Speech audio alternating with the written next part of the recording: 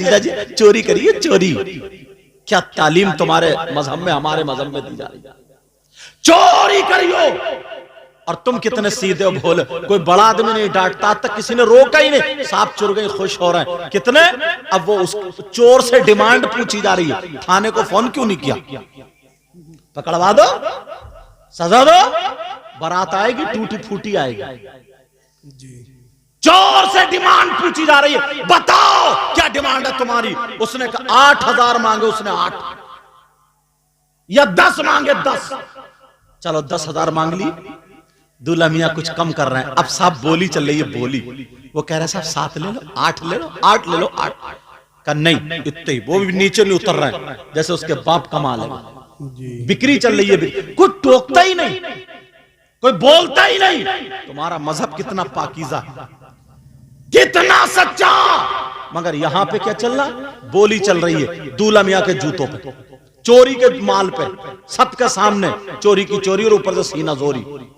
एक बूढ़े मियां आए, बुजुर्ग आए, बोले क्या बात है? बोले ऐसे, बोले ऐसा करो 9,000 में निपटाओ बेटा। ये बूढ़े मियां का फैसला। अगर मदरसे में छोटे होते तो इन्हें भी भूत बना दिया था, डंडे मारते मारते।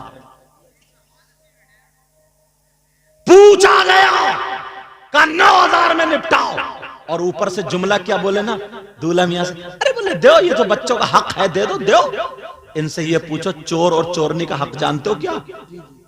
तुमने कह तो दिया, क्या हक है? कहां है तुम्हारा इल्म, कहां है तुम्हारी तालीम? कोई बोलने वाला ही नहीं, कोई पूछने वाला ही नहीं, बच्चों को चोर बना रहा है। यहीं से शुरू हो रहा है, यहीं से। इतने में दूल्हा मियां के अब्बा आ गए, बोले क्या बात है? बोले साहब ऐसे ऐसे बात है, 9,000 में हमने फैसला कर। बोले नो नहीं, मेरे बेटे की शादी, खुशी का दिन है आज, पूरे के पूरे 10 निकाल के दे दे, 1 रुपया भी कम नहीं करूंगा, खुशी का दिन है। चलेगा, दे दिया 10। किसे? चोरों को, डकैतों को। दुल्हन को लेकर कार में बैठे बच्चों ने कार घेर ली। तुमने थाने को फोन किया कि उग्रवादियों ने कार घेर ली? इनकी भी डिमांड 8 और 10 पे अटक गई। फिर बड़े मियां ने 9 में फैसला कर। फिर अब्बा आ गए, क्या बात है? बोले खुशी का दिन है, पूरे 10 दे दिए, यहां भी 10। अब इमाम साहब ने निकाह पढ़ाया, इमाम साहब ने निकाह पढ़ा दिया। इमाम साहब से पूछा गया तुम्हारी क्या डिमांड, तुम बोलो। इमाम साहब बोले 10,000। बस अब यही दूल्हा मियां का अब्बा को भी मौत आ जाती है जी। हाँ, मौत का लफ्ज थोड़ा सख्त है, माफ करना जी। ये मुहावरा है, मतलब दूल्हा मियां के अब्बा भी अब बेकार हो जाते हैं। समझ रहे मेरी बात जी। हाँ, असली माना को छोड़ चुका है अब यहाँ पे। दूल्हा मियां के बाप, उनकी भी हालत खराब, सारे लोग बिगड़ गए। चोरों को तुमने दे दिए, डकैतों को भी दे दिए, और जो मस्जिद का इमाम है, हाफिज कुरान और आलिम है, और जो निकाह पढ़ा रहा, इससे दो खानदान एक हो रहे जी। एक लड़की एक लड़का रिश्ते इस दिवाज में मुंसलिक हो रहा है। ये कुछ नहीं, अब कोई नहीं बोलता कि हक है दो या नहीं। फौरन दूल्हा का बाप बिगड़ गया, इमाम का दिमाग खराब हो गया, कहीं 10,000 चल रहे हैं, सदर साहब को बुलाओ, फौरन इमाम को निकलवाओ। सदर साहब को अपनी सदारत का डर था, खौफ था। बोले इमाम साहब तुम अपना बोरिया बिस्तरा बांध लो, मैं जाके मदरसे से दूसरा ले आऊंगा। जी ऐसी बात। कब तक तुम्हारी सदारत चलेगी? कब तक निकलवाते रहोगे? एक दिन वो होगा, फातिहा पढ़ने वाले नसीब नहीं होते। जी। अल्लाह ना करे ऐसा दिन आए। कब तक निकलवाते? लाले पड़ गए आज। पूछा एक साहब से ना, बोले ये सदर साहब है मदरसे, बोले वो हजरत बस सोचा ना जिंदगी में दीन का काम कर लूं, बड़ा दुख दर्द दीन, बड़ा गम सुना रहा है, बड़ा दुख। जब बच्चों को पूछा मैंने कहा कहां पढ़ रहे हैं, तो वो इंग्लिश मीडियम में पढ़ रहा है। एक सदर का भी बच्चा मदरसे में नहीं पढ़ रहा। ये तेरा दुख कैसा है? तो झूठ बोल रहा है। मदरसे की वजह से तुझे सदारत का ओहदा मिल गया, तू इस ओहदे के चक्कर में मर रहा। जी। वरना अगर मोहब्बत होती तो तेरे बच्चे हाफिज कुरान होते, सुभान तेरे बच्चे आलिम रब्बानी। मालदार के बच्चे मदरसों में नहीं पढ़ते, क्यों? उन्हें मालूम है कि मदरसे में तनख्वाह 12,000 से 15,000 की है, मस्जिद की तनख्वाह 10,000 से 15,000 की है, इसलिए नहीं पढ़ते। अगर इसे घटाते जाओगे तो बेचारे गरीब मिस्कीन ही पढ़ने के लिए रह जाएंगे, मालदारों के बच्चे नहीं पढ़ेंगे। जी। ऐसे हालात इमाम है, हाफिज कुरान है, तुम्हारे यहाँ नमाज पढ़ा रहा है, तुमने डकैतों को दे दिए, चोरों को दे दिए, आतिशबाजी वालों को दे दिए, सारे लोगों को, यहां तक के तुमने छक्कों को दे दिए और सारे लोगों को बांट रहे हो, दुपट्टे रखने वालों को दे दिए, सबको दे दिए। इमाम का नंबर आया तो मस्जिद से निकलवा करके छोड़ा। जी जरा सोचो, सोचने की बात है, गौर करो। एक ही शादी में नजरिया देखो अपना। मस्जिद में लगाएंगे, मालूम है मस्जिद कितनी खूबसूरत बना लो, सोने चांदी की मस्जिद बना लो, और तुम्हारी मस्जिद में इमाम अकीदे का नहीं है, बदअकीदा है, इमाम बेकार है। मुफ्ती साहब से पूछो, अगर तुम्हारी नमाज हो जाए उसके पीछे तो मुझे बताओ। जी नमाज नहीं होगी, चाहे सोने की मस्जिद हो या चांदी की मस्जिद हो या पत्थर लगा हुआ हो। जिम्मेदारी से बोलता हूं, समझ में आ रही है बात? अगर तुम्हारे यहां मिट्टी की मस्जिद है, तुम्हारे एसी नहीं लग रही, छप्पर पड़ा है, और अगर इमाम अकीदे का, इमाम कुरान सही पढ़ता है, इमाम सही है, तो तुम्हारी नमाज खुशबूदार हो जाएगी। सुभान अल्लाह, सुभान अल्लाह। पूछो, मस्जिदों में इतना रुपया पैसा लगा ले तो, अरे एसीओ पे एसीओ, अच्छी बात है, और हुजरे में जाकर के देखो तो जाला लटक रहा है। इमाम को डाला कौन से हुजरे में? जो चटक रहा है। कि तशरीफ फरमा बवकार मुक़द्दस उलमाए किराम, शौरे ज़बिल एहतराम सामाईन किराम, अस्सलामु अलैकुम वरहमतुल्लाहि वबरकातुहू। वालेकुम अस्सलाम वरहमतुल्लाहि ताला वबरकातुहू। अल्हम्दुलिल्लाह, अल्हम्दुलिल्लाहिल्लज़ी हदाना सवाअत-तरीक़ वजअल लना तौफीक़ खैर रफ़ीक़। अम्मा बाद फ़अऊज़ु बिल्लाहि मिनश शैतानिर रजीम। बिस्मिल्लाहिर रहमानिर रहीम। इन्नल्लज़ीना आमनू व अमिलुस्सालिहात उलाइका हुम खैरुल बरिय्या।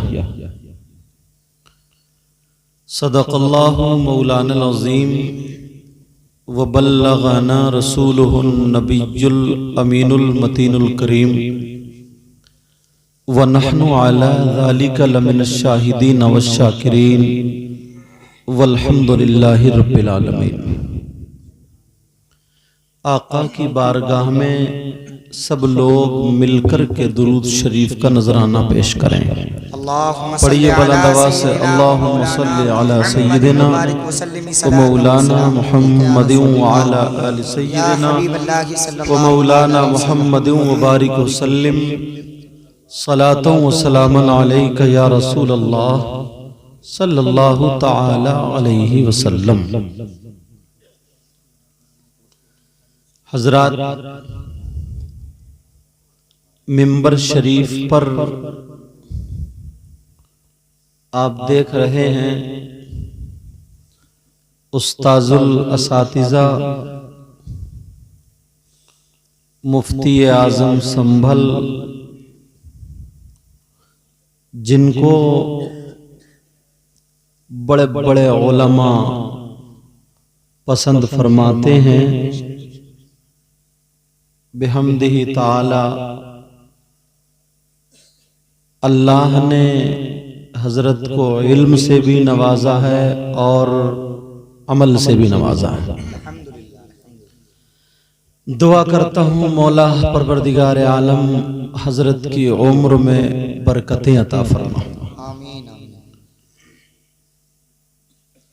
कुर्सी पर आप जलवागर हैं, जिनको हम और आप हजरत अल्लामा मौलाना मुफ्ती कारी अलाउद्दीन साहिब क़िबला के नाम से जानते हैं।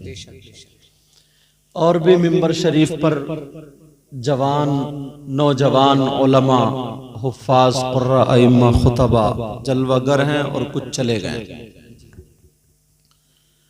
आप लोग भी थके थके से मालूम हो रहे हैं और जो थोड़े चुस्त थे वो चले गए और उनमें से कुछ घरों पे भी नहीं गए हैं, यहाँ भी नहीं हैं, खाली रास्तों में टहल रहे हैं, खड़े हैं, टाइम गुजार रहे हैं और बातें कर रहे हैं। मगर प्यारो, ये वक्त इतना कठिन है। एक तो शादी का मौका, शादी का मौका, हाफिज मोहम्मद नाजिम साहिब की शादी और आली जनाब मोहतरम मोहम्मद कासिम साहब, इन दो भाइयों की शादी। ये लफ्ज शादी जो है ना, इसको बोलते ही कुछ लोगों के जहन में भांगड़ा आ जाता है। बहुत कम ऐसे लोग होते हैं जो शादी के मौके पर अल्लाह और रसूल का जिक्र करते और कराते हैं। वरना अगर कोई खुराफात का प्रोग्राम या नाच गाने का प्रोग्राम, मनोरंजन का प्रोग्राम अगर होता तो ये जितने बाहर टहल रहे हैं, ये खड़े हैं ना, ये टहलते नहीं होते, ये सब यहीं पे होते। मगर कोई बात नहीं है, इंशाल्लाह धीरे धीरे अगर आप लोग मेहनत करते गए और इन उलमा का साथ देते गए तो एक दिन वो होगा, ये भी सब इंशाल्लाह अल्लाह और रसूल के जिक्र में शामिल हुआ करेंगे। अब से आप तकरीबन 20 साल पीछे जाइए और देखिए, आप 20 साल पीछे, कहीं और नहीं, इसी गांव में आप ले लीजिए। इस गांव का नाम क्या? नीम खेड़ा बजेड़ा। अच्छा, इसी गांव में आप 20-25 साल पहले जाइए, आप तब भी शादी होती थी और आज भी शादी होती है। इस गांव में मैं गांव की आपके बुराई नहीं कर रहा हूं, एक मिसाल इसलिए दे रहा हूं ताकि जहन में बात आ जाए। कोई दिन ऐसा जरूर आया होगा जिसमें नाचने वाली औरतें आई होंगी शादी, 20-25 साल पीछे जाइए। और आज वो है, आज वो दिन है कि मुफ्ती आजम संभल यहां मौजूद है जी। हुजूर अहसन मियां, उनके बारे में भी वो भी तशरीफ ला रहे हैं या लाएंगे इंशाअल्लाह। और भी अच्छे अच्छे उलमा और ये गुनाहगार भी हाजिर हुआ। तो अब ये बड़ी बात नहीं है कि ये इन नौजवानों की मेहनतें। और जलसों से फर्क पड़ता है, मगर जलसों में कुछ पहलू इस्लाही रहना चाहिए। ज्यादातर नौजवान मोबाइल से सर्च करके अपने आप को संवारने की कोशिश करते हैं। मोबाइल में अगर आप सुनोगे तो ज्यादातर आपको पता नहीं चलेगा ना कि मौलाना तकरीर करने वाला कैसा है जी, इसकी तकरीर कैसी है, ये कौन से मसलक से ताल्लुक रखता है, ये क्या है, कहां का रहने वाला है। नहीं, आपने उसके कपड़े देख लिए, चमक धमक देख ली, उसका रोना धोना देख लिया, उसके बोलने चालने का अंदाज देख लिया। आपको तो अंदाज का पता ही नहीं है ना, क्योंकि आप तो पीछे से एक्टिंग बाजी देखते हुए आए, बुरा मत मानना। आप तो पीछे से गानों वाला लहजा सुनते हुए, इसी वजह से आप अंदाजा लगा लीजिए। एक ही स्टेज पर दो शायर पढ़े, एक सीधे अंदाज में नात शरीफ को नात शरीफ के ढंग में पढ़े और जरा एक मटक मुटक के और इधर आधर और गानों के ढंग में पढ़े, फिर देखिएगा नौजवानों पता चल जाएगा कौन सी ज्यादा समझ रहे हैं। जी हक है। अगर लहजा आप पहचानते हो तो, नहीं पहचान सकते आप। तो इसलिए अगर मोबाइल को इस्तेमाल करें और इसको सुने, आप तकरीरें सुने या इसमें बयान सुने, तो तुम्हारी बस्ती में जो आलिम हो, तुम्हारे इलाके में जो आलिम हो अहले सुन्नत वल जमात का, उससे कहो हजरत हमें आधा घंटा 1 घंटा मिलता है, हम तकरीर या बयान सुनना चाहते, हम कौन से आलिम का बयान सुने, हम इसको सुन रहे हैं, इसके बारे में बताइए, इसको सुने या नहीं सुने, वो आलिम है, वो जानता है, वो सही बता देगा। जी हक है। आपको पता बहुत अहले हदीस घुस गए इसमें, मोबाइलों पर अहले हदीस घुस गए और अब उन्हें पता ही नहीं, उन्हें मालूम ही नहीं है। अभी मैं देख रहा था गाड़ी में, कई दिन हो गए, ज्यादा मोबाइल जब चलाया, यूट्यूब खोला तो आया, मतलब फिल्में बनाने वाले जो कॉमेडी करते हैं, हंसी मजाक की बात है, उसका नाम पूछा तो उसका नाम कादर खान, अब पता नहीं सही नाम क्या होगा उसका, अल्लाह जाने। वो बयान कर रहा है लैपटॉप खोल करके, वो शिर्क के बारे में बता रहा है अल्लाह के अलावा कोई भी हो, चाहे रसूलुल्लाह से, अल्लाह वालों से मांगना और उनको मानना, ये सब शिर्क है। ये ऐसे कह रहा हूं। अब बताइए, जाहिल आदमी जिसे पता नहीं, अब वो ये चीज, और तुम्हारी समझ में बात आ जाएगी। तो इसलिए मैं कह रहा हूं, अगर तुम्हें मोबाइल चलाना, ये बांधना पड़ेगा। लड़के ज्यादातर मोबाइल चला रहे हैं, ज्यादातर अगर मोबाइल चलाना है और देखना, तकरीरें सुनना, बयान सुनना, तो अहले सुन्नत वल जमात के जो उलमा, उनकी तकरीरें सुनो जी, उनका बयान सुनो। अरे यही तो हमारा झगड़ा, आपका झगड़ा वहाबियों से क्या? जरा तवज्जो रखना मेरी इस बात पर। क्या कोई नबी गुमराह हो सकता? नहीं। आप खुद बताओ, क्या कोई नबी माज़अल्लाह गुमराह हो सकता? नहीं। और अगर आपके सामने नबी को कोई गुमराह कहे तो आप उसे अपना दोस्त बनाओगे? नहीं। उसे अपना इमाम बनाओगे? नहीं। वो चाहे कितनी बड़ी टोपी वाला हो या कुछ भी हो, मुफ्ती आजम बैठे, अगर मैं गलत बोलूं तो मुझे पकड़ लेंगे जी। अब कुरान शरीफ की आयत तुम इमाम के पीछे पढ़ते हो, सुनते हो, बिस्मिल्लाहिर्रहमानिर्रहीम, ववजदक ज़ाल्लन फहदा। सुभान अल्लाह। सुनते हो ना इमाम के पीछे? अब तुम्हारे घर तर्जमा किसी का भी उठा के ले आओगे, अब वहाबियों का तर्जमा उठा करके लाओगे तो उसमें यही मिलेगा। अल्लाह फरमाता, ऐ महबूब, हमने आपको गुमराह पाया तो हिदायत दी। पूछो हजरत से, क्या नबी गुमराह थे? अब तुम कहो हमने कुरान में देखा। लोग बहस करते फिर इमामों से, हमने मोबाइल में सुना। तवज्जो ना,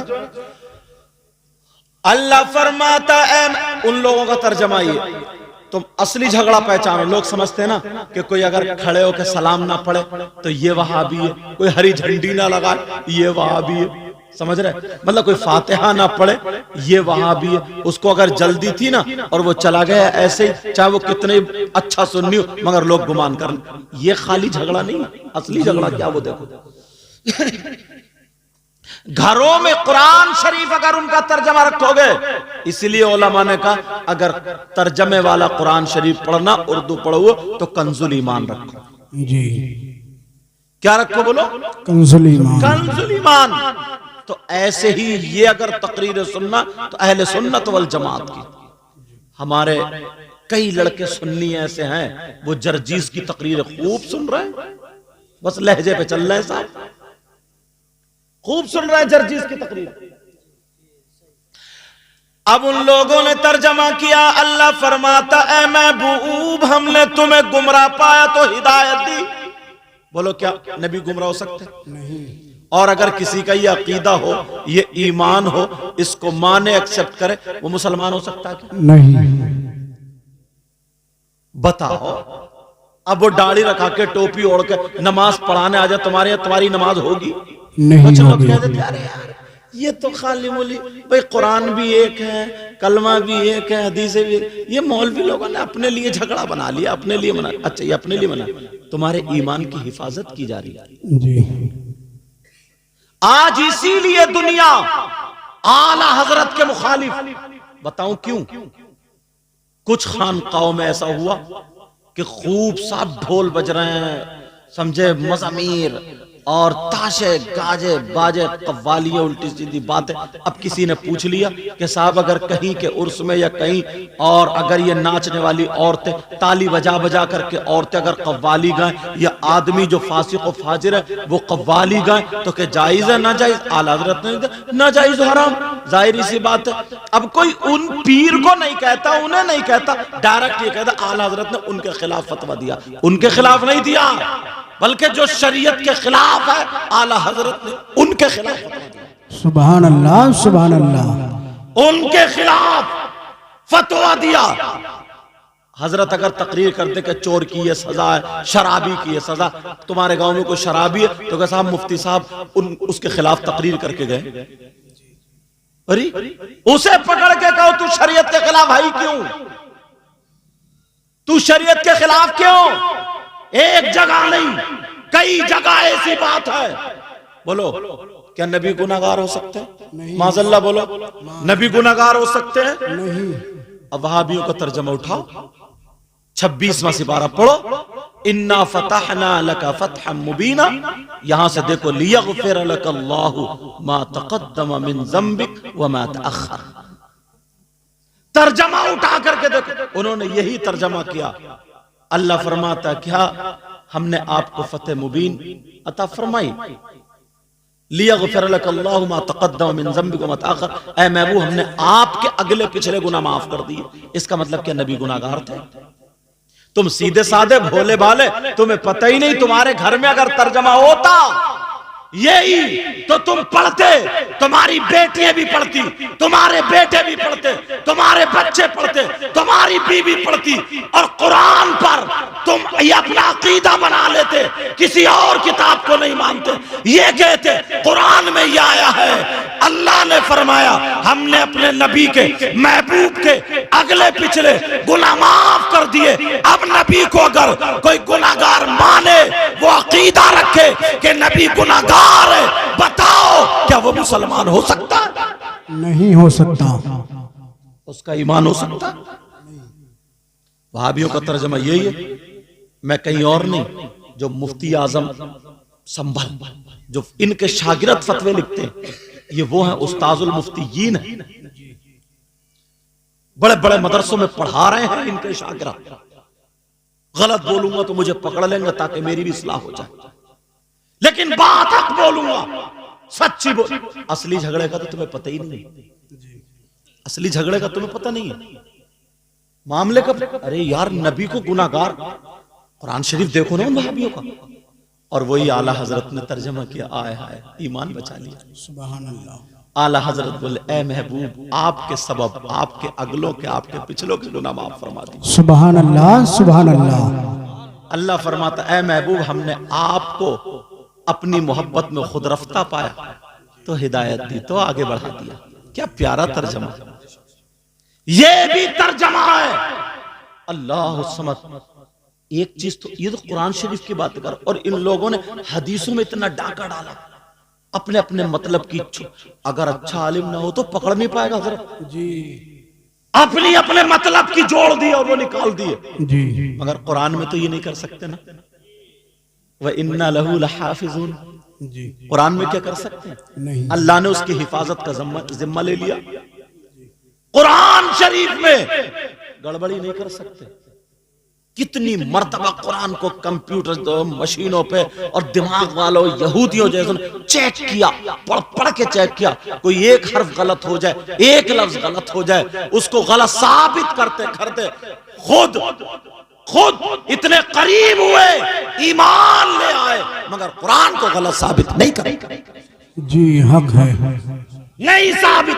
तुम्हारा मजहब तो इतना सच्चा, इतना प्यारा, इतना अच्छा मजहब है, किसी का मजहब है ही नहीं यार। तुम्हारे यहां शादी, अल्लाह समझ, नबी फरमाते निकाह मेरी सुन्नत है, क्या फरमाते? निकाह में निकाह और निकाह और ये खुशियां, ये सारी चीज, इन तमाम मजमूए का नाम तो शादी है। जी इसी चीज का नाम शादी है। अब ईमानदारी से बताओ, तुम्हारा मजहब इतना पाकीज़ा, इतना सच्चा, इतना अच्छा, यहां तक के सुनो बेटा, पांव से बैठो, सुनो, सुनने की बात है। अगर कोई यहां पे या अपने घर में या कहीं पे किसी अल्लाह के वली का या किसी भी मोमिन का जिस्म वहां पे दफन नहीं है और वो वहां पे मजार बना ले, अब मजार तो हम लोगों में ही होते हैं, और मजार बना करके चादर चढ़ाए, उर्स करे, कुरान खानी कराए, सलाम पढ़े, मगर हमारा मजहब तो इतना सच्चा ना, यहां भी रियायत नहीं करता। जी मजहब इस्लाम ये कहता है अगर वहां पे किसी मोमिन का जसद पाक नहीं है, किसी अल्लाह के वली का जिस्म नहीं है, तो वो मजार नहीं। समझ रहे मेरी बात?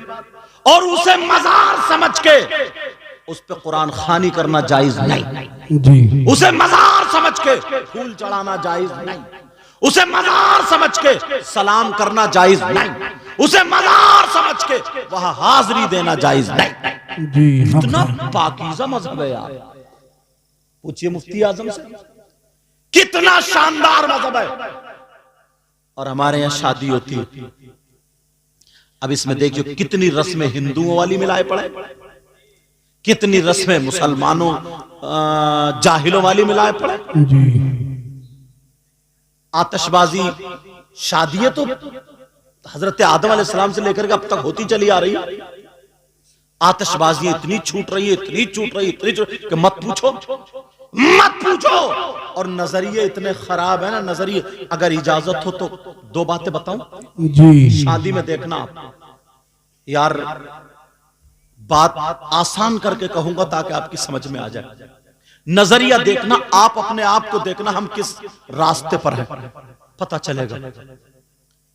कोई किसी के जूते ये मैक चुरा करके ले जाए, मुझे बताओ, तो उस मैक चुराने वाले को इनाम दिया जाएगा?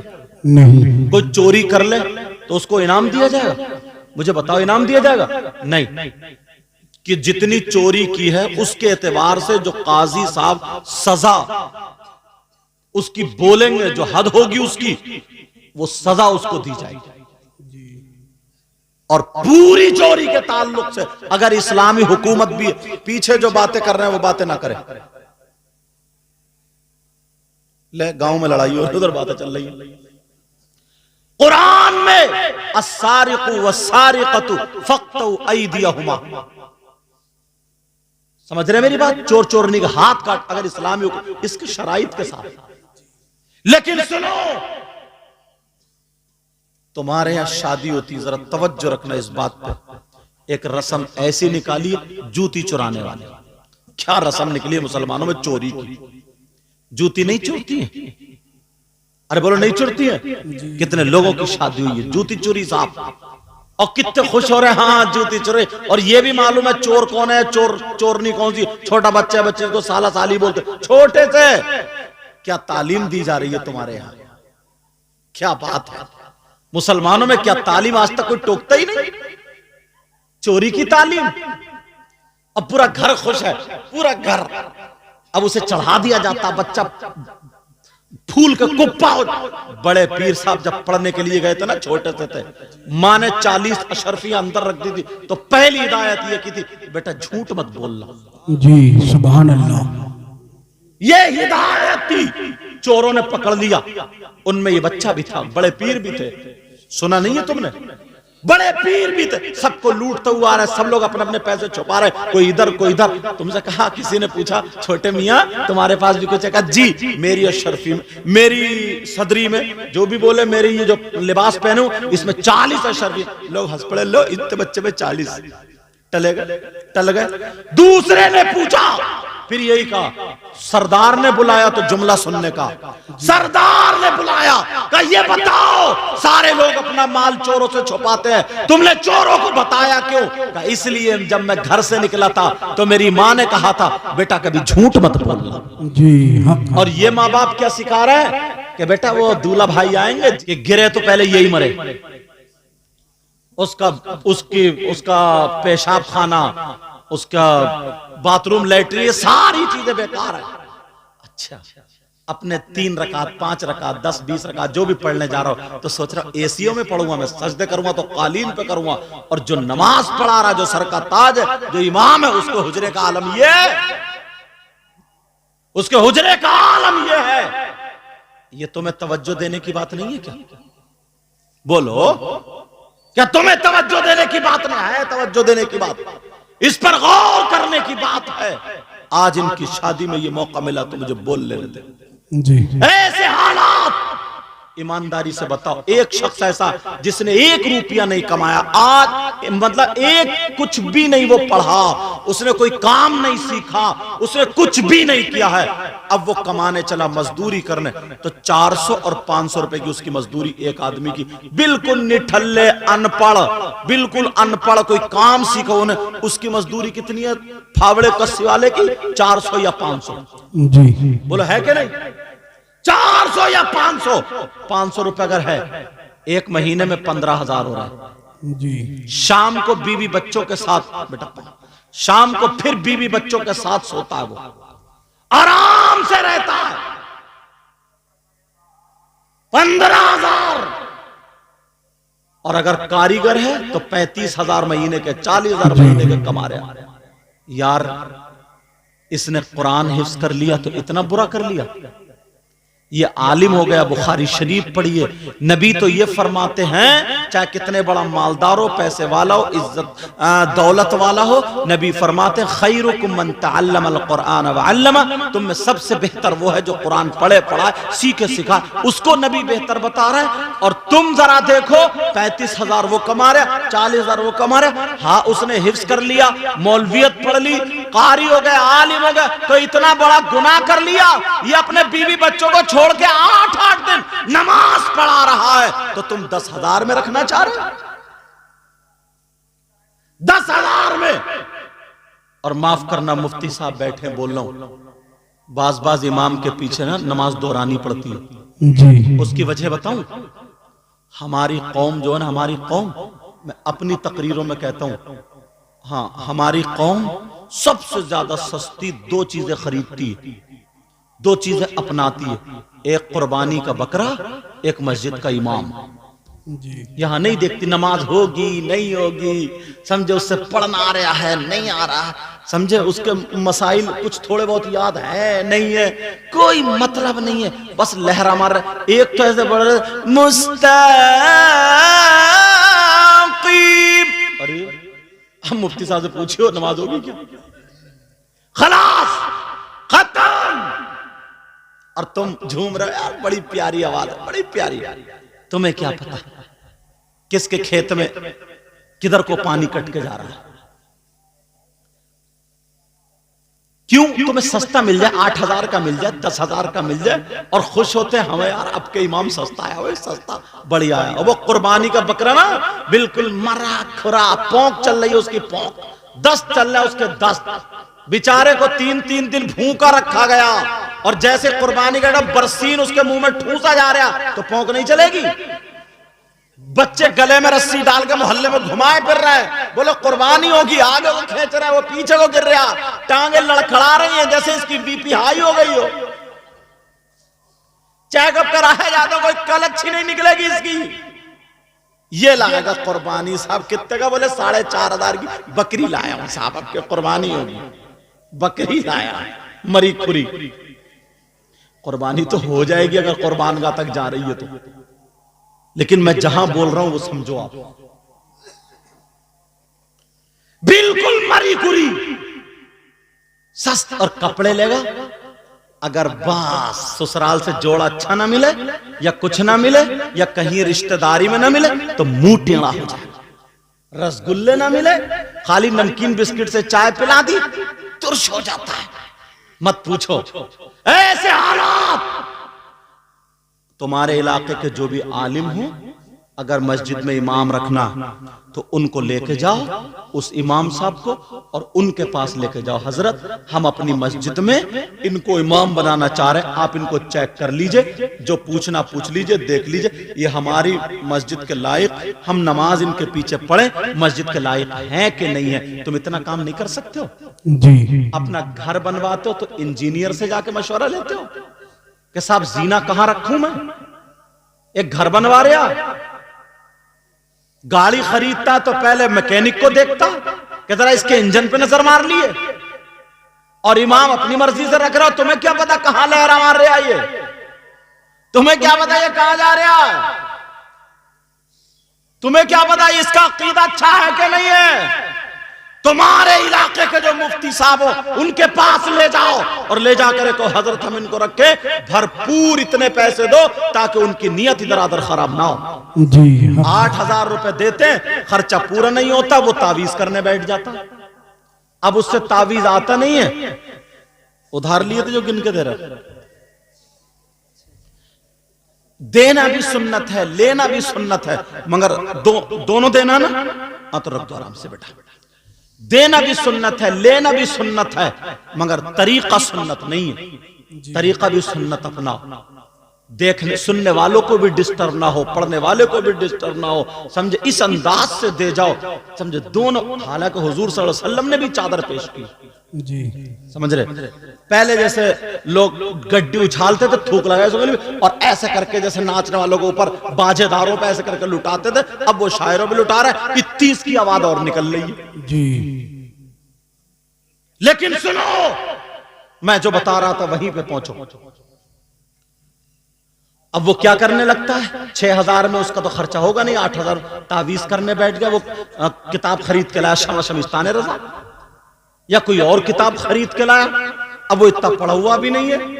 अब आए, अब बोले हाँ तावीज करता हूं, लड़के उसके पीछे घूम रहे हैं। साहब कौन सा तावीज लड़कों को चाहिए हो, तुम खुद समझते हो, बोलना जरूरी नहीं। अब वो उल्टे सीधे काम करने लगा,